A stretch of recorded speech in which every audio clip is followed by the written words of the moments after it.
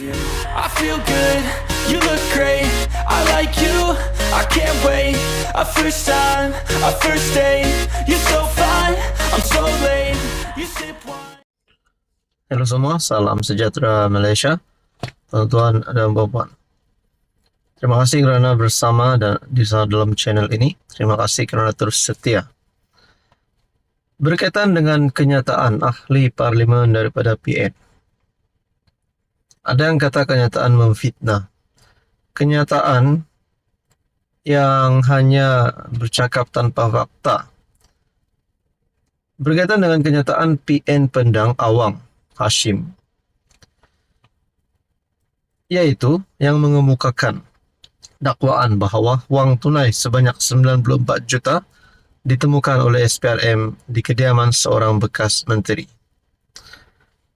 Dewan Rakyat arah MP Pendang ke muka bukti atau mohon maaf.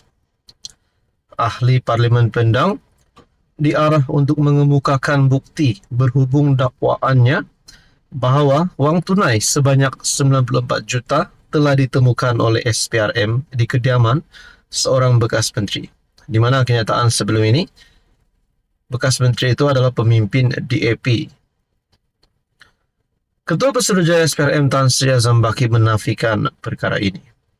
Kalau dah terang-terang MP daripada Perikatan Nasional ini menipu, adakah beliau sepatutnya dipecat saja, letak jawatan saja, ataupun mungkin digantung? Speaker Dewan Rakyat Tan Sri Johari memberi dua pilihan kepada beliau sama ada untuk mengemukakan bukti atau membuat permohonan maaf. Ketika ruling dibuat, MPPN itu tiada dalam Dewan. Lari kah? Kita tak cakap lari, pun tak tahu pergi mana. Saya ikuti apa yang berlaku, perbahasan di kamar. Jadi, saya ada dua pilihan. Pilihan pertama adalah saya proseskan usul yang dikemukakan oleh ahli parlimen Jelutong dan akan panjanglah cerita dia hingga membawa ke jawatan kuasa. Pilihan kedua yang saya ada ialah kita selesaikan di sini secara baik supaya kalau sekiranya MP Pendang merasakan selain daripada bukti-bukti yang dia ada, sekiranya dia terlanjur, dia minta maaf. Saya melihat hansat balik ya pada 4 November. Ya, saya merasakan memang Pendang terkilaf apabila menyebut sebanyak 3 kali tentang penemuan 94 juta, katanya di Dewan Rakyat. Beliau berkata demikian selepas RSN Raya PH Jelutong membentangkan usul untuk merujuk MP itu ke jawatan kuasa, hak dan kebebasan parlimen kerana mengeluarkan kenyataan yang mengelirukan Dewan. Speaker berkata, beliau telah menerima salinan kenyataan yang daripada SPRM menjelaskan bahawa Ketua Pesuruhjaya Tan Sri Azam Baki tidak pernah membuat kenyataan berhubung penemuan wang tunai 94 juta seperti yang dinyatakan MP Pendang. Jadi saudara-saudara, tuan-tuan dan puan, menurut anda apa tindakan yang sepatutnya diambil kepada ahli parlimen Pendang ini? Dah terang-terang menipulah kalau Azam Baki dah kata tiada kenyataan pernah dibuat berkaitan dengan RM 94 juta ditemukan di kediaman seorang bekas menteri. Saudara-saudara, tuan-tuan dan puan, apa komen anda?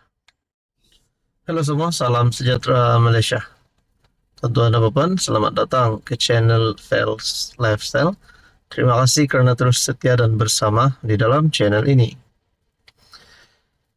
Apa dah jadi di antara hubungan kepimpinan UMNO dan DAP setakat ini? Memang ada kata BN dan PH tidak boleh bekerja sama.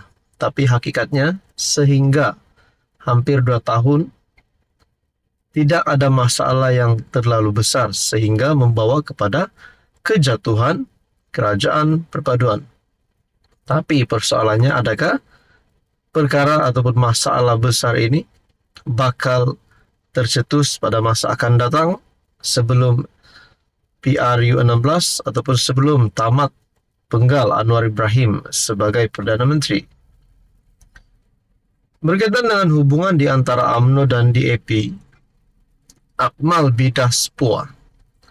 Bodoh itu percuma, teruskanlah kebodohan.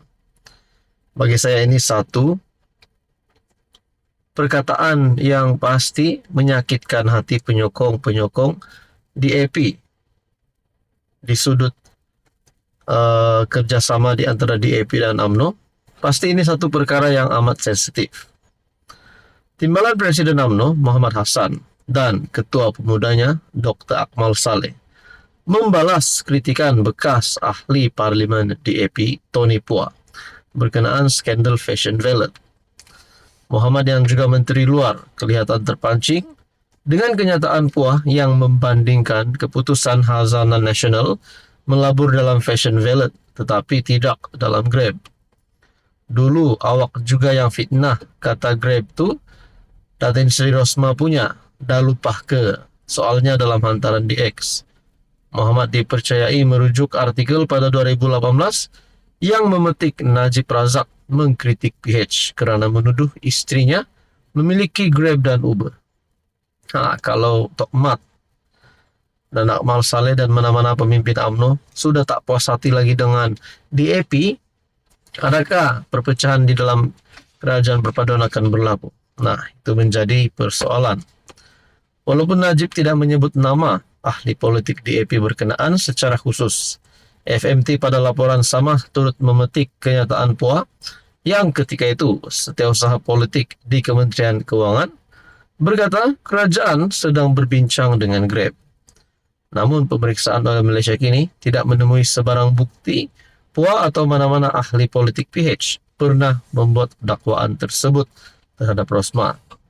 Bagaimanapun terdapat hantaran dari 2016 dan 2017 mendakwa demikian, kebanyakannya daripada pemandu teksi. Pada masa itu PH bersimpati dengan pemandu teksi yang terjejas teruk apabila Grab dan Uber muncul. Sementara itu Akmal kelihatan berang dengan sikap Puah yang memandang ringan kerugian RM44 juta yang dialami Khazanah dan PNB dalam pelaburan Fashion Valet sebagai sebahagian daripada risiko biasa untuk pelaburan modal terbuka. Dia ini tahu tak rakyat tak kat bawah ni nak pinjam 10,000 buat bisnes pun payah nak dapat. Tak apalah, bodoh itu percuma dan teruskanlah kebodohan itu bidasnya. Saudara-saudara, apa komen anda? Halo semua, salam sejahtera Malaysia. Selamat datang ke channel Fels Lifestyle. Tuan-tuan dan puan yang amat dihormati semua, pasti banyak saja cara musuh politik Anwar Ibrahim untuk menjatuhkan Anwar, untuk menyerang Anwar Ibrahim, untuk memalukan Anwar Ibrahim. Pelbagai cara bentuk serangan untuk menjatuhkan Anwar. Tapi pada akhirnya saudara-saudara, selalunya mereka yang cuba untuk memalukan Anwar, bukan Anwar yang kena, tapi mereka pula yang dihajar. Saudara-saudara, pasal cerita ataupun isu Anwar tak ambil gaji sebagai Perdana Menteri pun menjadi satu isu panas bagi kepimpinan PN, terutamanya Hadi Awang. Sebelum saya meneruskan di dalam artikel ini, apa komen anda berkaitan dengan tindakan Perdana Menteri dengan tidak mengambil gaji sebagai Perdana Menteri? Adakah itu satu yang kita perlu berikan kepujian ataupun satu perkara buruk yang Anwar Ibrahim buat? Silakan komen. Pihak persoal niat Anwar tak ambil gaji berlagak seperti Tuhan. Perkongsian daripada Malaysia Kini. Keputusan PM tidak ambil gaji adalah tidak bertentangan dengan ajaran Islam, sama ada dari sudut niat maupun pelaksanaannya. Pengarah Jabatan Pemahaman dan Pemantapan Agama Keadilan PKR Amidi Abdul Manan berkata, sekiranya ada pihak mempersoalkan keikhlasan niat Anwar, maka pihak itu seolah-olah berlagak seperti Tuhan yang lebih tahu berbanding malaikat dan Nabi berkaitan isi hati manusia. Hamidi berkata, kerana Perdana Menteri telah menyatakan tindakan tidak mengambil gaji berikutan keadaan ekonomi negara yang kurang sihat dengan bebanan hutang yang tinggi. Secara tersiratnya, PMX percaya masih banyak wang negara yang boleh dijimatkan bagi memberikan manfaat yang lebih baik kepada rakyat. Beliau mengulas kenyataan Tan Sri Abdul Hadi Awang yang seakan-akan menyindir PM apabila membayangkan Anwar ingin dilihat lebih baik berbanding Nabi Muhammad. Abdul Hadi mengkritik tindakan PM tidak mengambil gaji. Katanya ia tidak wajar kerana tidak selari dengan amalan Rasulullah. Jika itu yang dimaksudkan, ia membawa erti tindakan PM tidak mengambil gaji adalah tidak selari dengan ajaran Islam.